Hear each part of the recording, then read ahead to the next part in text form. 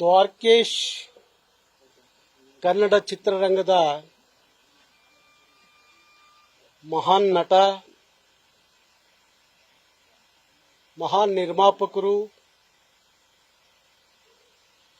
ತನ್ನ ಜೀವನ ಉದ್ದಕ್ಕೂ ಸಹ ಇನ್ನೊಬ್ಬರನ್ನ ನಗಿಸ್ತಾ ತಾನು ನಗ್ತಾ 83 ವರ್ಷ ಕನ್ನಡ ಚಿತ್ರರಂಗದಲ್ಲಿ ಬದುಕಿ ಬಾಳದಂಥದ್ದು.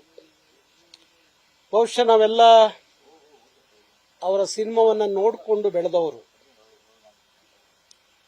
ಗೋಕಾ ಚಳವಳಿಯಲ್ಲಿ ರಾಜ್ಕುಮಾರ್ ಅವರ ಜೊತೆಯಲ್ಲಿ ನಾಡಿನ ಉದ್ದಗಲಕ್ಕೂ ಆ ಗೋಕಾ ಚಳವಳಿಯ ಹೋರಾಟದಲ್ಲಿ ಪಾಲ್ಗೊಂಡಂತವರು.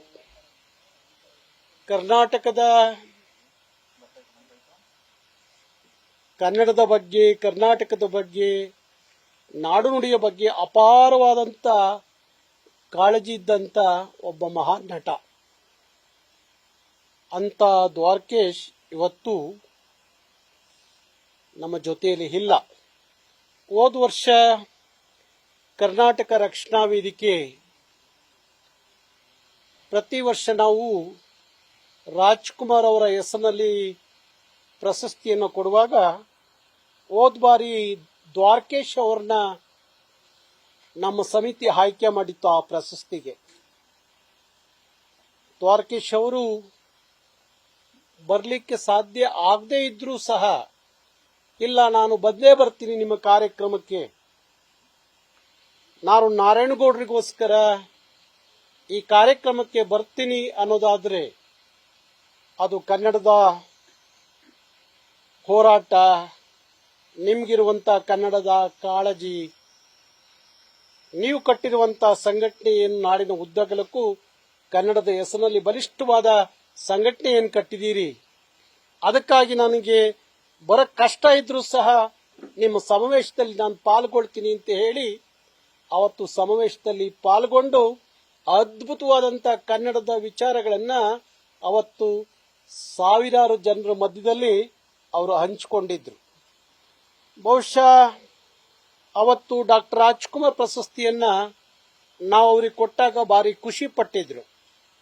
ನನ್ನ ಜೊತೆಯಲ್ಲಿ ಅನೇಕ ಸಂದರ್ಭದಲ್ಲಿ ಏನಾದರೂ ಚಿತ್ರರಂಗದ ವಿಚಾರ ಮಾತಾಡುವಾಗ, ಕನ್ನಡದ ಹೋರಾಟದ ವಿಚಾರ ಬಂದಾಗ ನನ್ನ ಜೊತೆಯಲ್ಲಿ ಭಾರಿ ದೊಡ್ಡ ಚರ್ಚೆ ಮಾಡ್ತಾ ಇದ್ರು. ಅಂತ ಒಬ್ಬ ಮಹಾನ್ ನಟ ದ್ವಾರಕೇಶ್ ಅವರು. ಕರ್ನಾಟಕ ರಕ್ಷಣಾ ವೇದಿಕೆಯನ್ನ ಭಾರಿ ಪ್ರೀತಿ ಮಾಡ್ತಿದ್ದಂಥವ್ರು, ಕನ್ನಡವನ್ನ ಭಾರಿ ಪ್ರೀತಿ ಮಾಡ್ತಿದ್ದಂಥವ್ರು.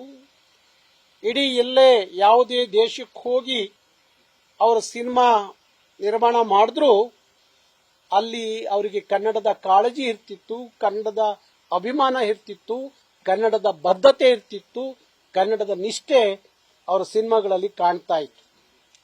ಕನ್ನಡದ ಮಹಾಕುಳ್ಳ ಅಂತಲೇ ಹೇಳಿಕೊಳ್ಳುವಂತ ದ್ವಾರಕೇಶ್ ಇವತ್ತು ನಮ್ಮ ಜೊತೆಯಲ್ಲಿ ಇಲ್ಲ.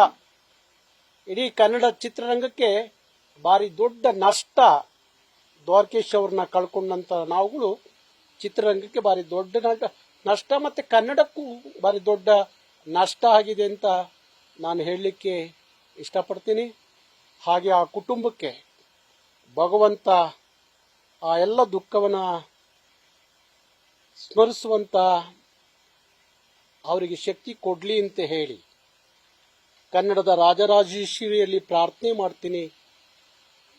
ಮತ್ತೆ ಅವರ ಮಕ್ಕಳು ಸಹ ಕನ್ನಡ ಚಿತ್ರರಂಗದಲ್ಲಿ ಮುಂದಿನ ದಿನಗಳಲ್ಲಿ ಒಳ್ಳೆ ಹೆಸರು ಮಾಡಲಿ, ದ್ವಾರಕೇಶ್ ರೀತಿಯಲ್ಲಿ ಅವರು ಬೆಳಿಲಿ, ಅವ್ರನ್ನೂ ಸಹ ಕನ್ನಡದ ಜನರು ಬೆಳೆಸ್ಲಿ ಅಂತ ಹೇಳಿ ನಾನು ದೇವರಲ್ಲಿ ಮತ್ತು ಕನ್ನಡಿಗರಲ್ಲಿ ಪ್ರಾರ್ಥನೆ ಮಾಡ್ತೀನಿ.